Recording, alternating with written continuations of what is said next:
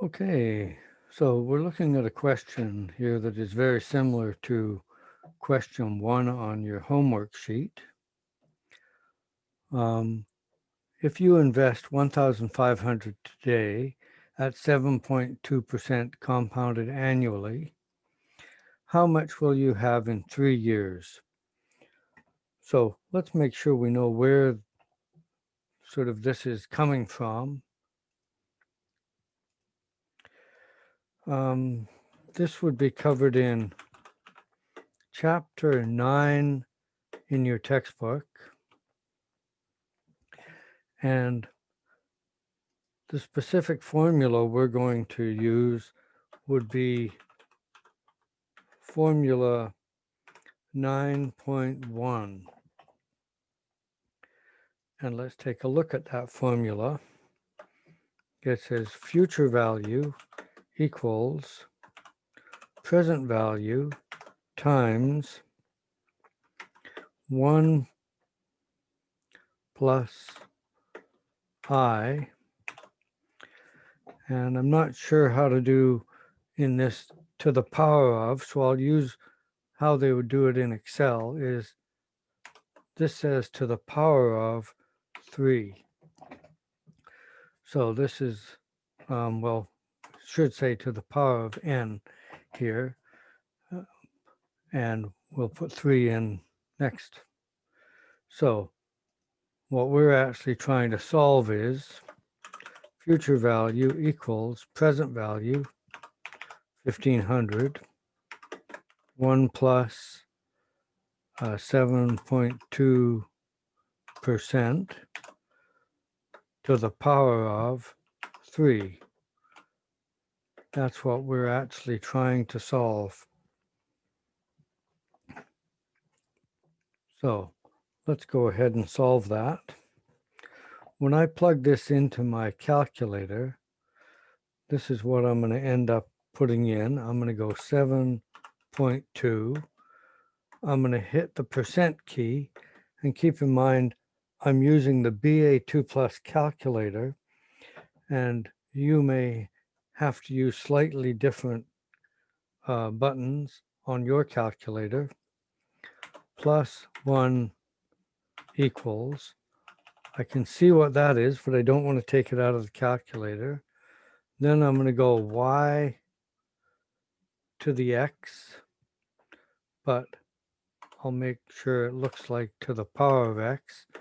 But this is just the y to the x button on my calculator. And then I've got to enter 3 equals, I can see what that is. But again, I don't want to take it out of the calculator because I don't want to round it off at all. And then I can go times the 1,500 equals, and I get a number, 1847.887872. But we're dealing with money, so this has to be 2 decimals, 1847.89. And that would be our answer. And that's all fine and dandy. This formula is fairly straightforward, but these formulas are going to get incredibly complicated. And we're going to also want to know how to do this on Excel. So now I'm going to go over to Excel and we'll figure out how to find that out. So I'll go to New Share here, go over to Share Screen,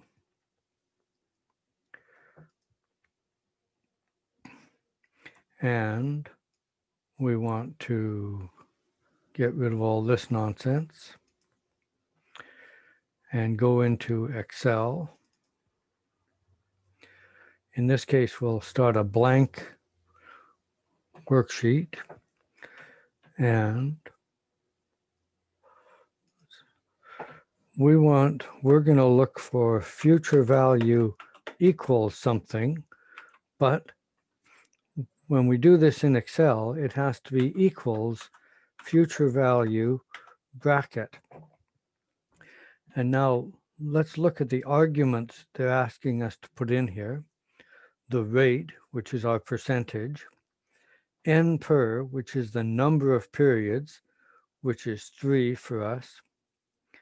They're talking about PMT, which is the payment, but in this case, there are no payments, but we'll get to payments sooner than we know it. But in this case, the payment will just be 0. PV is the present value, which in this case is 1,500.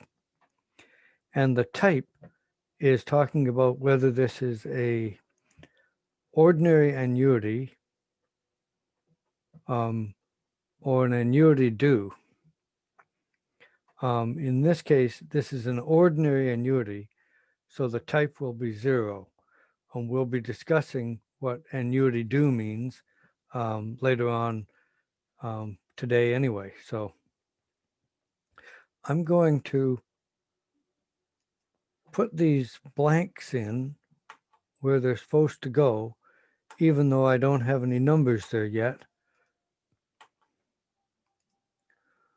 So we got 1, 2, 3, 4, 5 arguments, 5 blanks, bracket, and I'm going to put down here what it is we're plugging in here. It was rate, N per, number of periods, payment, present value, and type. And so now let's fill these in where Excel is waiting for us to put something in there. The rate was 7.2%.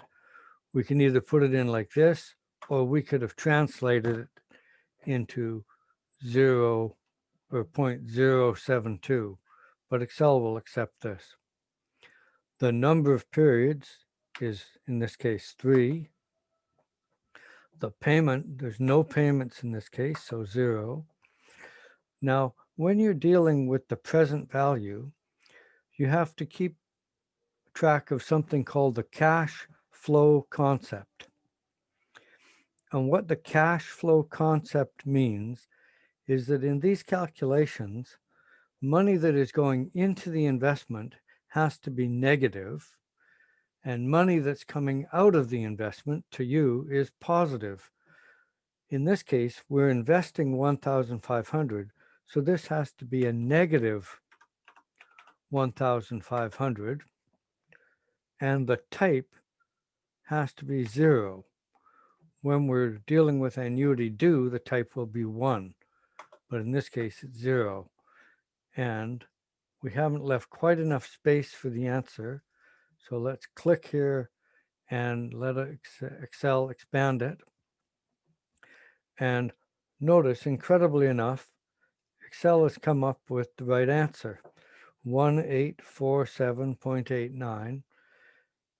Excel automatically assumes we want 2 decimals. We could set it to any number of decimals, but Excel defaults to the 2 decimals.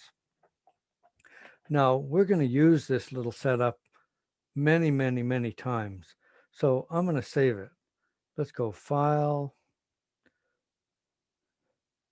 Save As, somewhere in this PC. I'll put it into Business Math, and let's call it,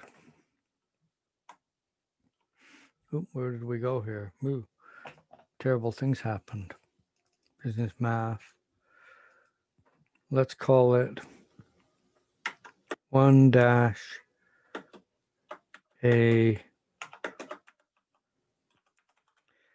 Excel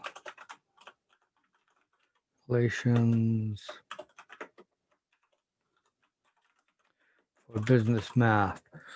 I only stuck the 1A in there, so this will be fairly close to my list of formulas, because I'm going to have to find it lots and lots of times, and we'll save it. So we know our answer agreed with our calculation. So let's just grab the answer here, copy that, and go back, new share, whiteboard, share, and we'll create a text box here. And I can go Control V, and there it is. We can visually see that, yes, we did come up with exactly the same answer. So we're about as happy as we can be there. As we go through these calculations, I'm going to do them using the formulas because I'm, of course, old school and really think it's important to know how these formulas work. But I'm also going to show you how to do them on Excel because it's really important to know how to do them on Excel.